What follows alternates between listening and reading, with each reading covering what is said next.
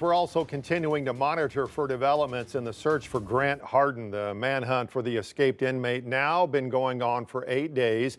We spoke with the Arkansas Department of Corrections today, who says the effort is still focused in the area in north central Arkansas where Hardin escaped. We're getting tips from across the state and even neighboring states that we're looking into, but none of those at this time have proven to be substantial. And so because of that, we're remaining the key focus of the search here in the north central area. This is a look at Hardin's latest mugshot from prison. While the manhunt continues in north central Arkansas, northwest Arkansas law enforcement also on high alert. Hardin has several connections to this area, previously working for several local police departments, including Fayetteville, Eureka Springs police departments. He was also the police chief before his arrest for a deadly shooting. DNA evidence collected in that investigation later linked Hardin to a rape in Rogers that had gone unsolved for 2 decades. Here's a surveillance photo again captured during the escape. Now, police say he was able to walk out of the prison while he was disguised as a corrections officer. They followed up on several tips since his escape, but right now they don't believe he's been seen or heard from since he walked out of the prison. That's the frustration right now, is we just don't have that one tip or that one lead that can really help pinpoint where to focus those search efforts. Another look at the mugshot and the surveillance image captured during the escape 2 Sundays ago. The Department of Corrections says because Hardin is a convicted killer, he should be considered armed and extremely dangerous. If you have any information as to his whereabouts, contact your local police department and do not approach him. You can also find all of our coverage of the manhunt on our website, 5newsonline.com. Also developing today, we're learning prosecutors in Washington County will not seek the death penalty against Jason Dunnigan.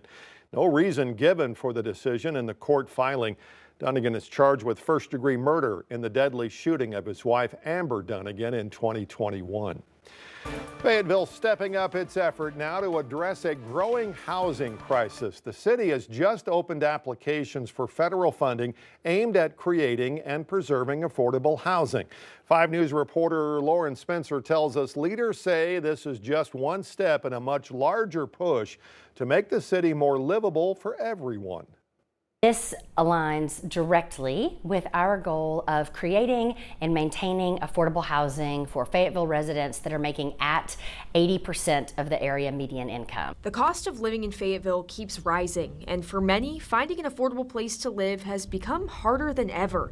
Now the city is turning to federal support to help bridge the gap. It is the largest federal block grant that is specifically and exclusively geared towards creating affordable housing opportunities for low-income residents. It's the first time Fayetteville has received home funding from HUD, nearly $1.6 million to support this effort. The funds can be used for a range of projects, building new affordable units, developments geared towards first-time or low-income home buyers, tenant assistance, or fixing up existing projects. I hope that projects like this just make it a little bit easier for people to stay here. You know, we can't grow as a city if our workforce and our residents don't have a place to call home, and that's something that everyone deserves. Any money that goes into localities for the purpose of creating more affordable and attainable housing options is a positive thing, especially in this day and age. Housing advocates like Billy Cook say how the money is spent will make all the difference. I think there are a lot of options for how that money can be used, but I would say it needs to be affordable, it needs to stay affordable, and ultimately the tenants who live there need to have a better stake in the community than they might have in other places. Mayor Ron says affordability isn't just a goal, it's a requirement. This project requires that affordable housing that is built remains affordable. In Fayetteville, covering news where you live, Lauren Spencer, 5 News. The deadline, by the way, to submit proposals for the home funds is June 26th. Mayor Ron says the city council is to approve selected projects later on this summer. Well, the site of a hotel in Fayetteville has been transformed into an affordable housing complex with more than 100 units. It's called The Nest. It's a project developers say the focus is offering affordable prices without government subsidies. You know, single moms, the elderly, the retired on disability or, you know, Social Security. Of course, we have certain you have to make a certain amount to cover the rent and utilities. So not everyone fits, but definitely a lot of people are fitting and a lot of people are liking it. Rent prices at the Nest range in price from $825 to $950 a month, with all utilities included. Today in Johnson, construction crews broke ground on a new development that includes a new apartment complex. It's called the Warehouse District, marks phase 2 of the Johnson Square project. Once work is complete, the Warehouse District will also include 72 new apartments, retail and office spaces, as well as 2 new restaurants. Federal program called JobCore appears close to ending its 60-year run. Funding cuts from both the Biden and Trump administration have put that program on pause. Maya Ellison breaks down the impact here in Arkansas. I was disturbed because now they're getting abandoned again. It's like they're getting kicked out. Pastor Chris Kerrigan found out on Friday, along with students who attend class or work at the Little Rock JobCore facility. Because the babies, the children, they were crying. They don't have anywhere to go. Students were told they had to leave the campus by Thursday, while employees have to clear out by the end of the month. A press release put out by the Department of Labor says the closure is part of a, quote, phase pause, followed by, quote, an internal review of the program's outcome and structure. The release also points to, quote, significant financial challenges that hit a $140 million deficit last year. But staffers say the community investment is needed. They're on the outside looking in. They feel like it's a waste of money, but it's never a waste of anything when you cause someone's life to change. The federally funded program was designed to help teens and young adults ages 16 through 24, often providing staple resources like housing and meals, and for some, a second chance. We have a student in there, that student that have no more than a 5th grade education, and got in there in the class and got to work and got his degree, diploma. Pastor Kerrigan says the end of JobCore could mean the end of positive outcomes for many students. This is their home, or was their home, and so now they're going to be out and they're left out to be in the streets. Students were unable to speak with THV11. We reached out to Little Rock JobCore officials who did not immediately return our requests for comment. As for what's next, Little Rock JobCore is working with universities like Arkansas Baptist to assist students who might be displaced. And we are prepared to do it and try and get these people to a place where they are ready for, they're prepared for employment.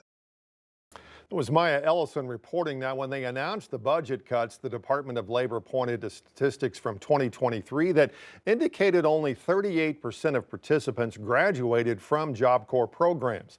It also calculated the cost per student per year at more than $80,000. Federal Reserve Chair Jerome Powell spoke on interest rates today during a conference in D.C. He addressed the Fed's International Finance Division at its 75th anniversary conference, praising the division's work in guiding the Fed's monetary policy, especially during times of economic uncertainty. The division has devised new methods to measure and assess the effects of various types of uncertainty on economic activity. As we continue to navigate the current period of heightened uncertainty, this work is critical to understanding the quantitative implications of uncertainty shocks, certainly relevant today. His remarks follow a White House meeting requested by the president, the first between the two in Trump's second term. The president has been a vocal critic of Powell's decision to not cut interest rates. Powell reportedly responded that the Fed would make rate decisions based on careful, objective, and non-political analysis. CDC now says children 6 months and older with no underlying health conditions may receive COVID-19 vaccines in consultation with their doctor. The updated recommendation contradicts an initial announcement from HHS Secretary Robert F. Kennedy Jr. that COVID-19 vaccines are no longer recommended for healthy children and pregnant women. CBS News medical contributor Dr. Celine Gounder discussed today's developments on CBS Mornings. Translation for shared decision making, that means talk to your doctor. Now, not everybody has a doctor, by the way. 1 in 3 people in this country do not have a doctor. So that's one challenge. In terms of the kids, we know that kids under the age of 2 are those highest risk after the elderly for ending up in the ER or the hospital. And okay, most of them are not going to die, but as a parent, I don't think you want your kid to end up in the ER or the hospital. Vaccines for pregnant women are still not recommended by the CDC.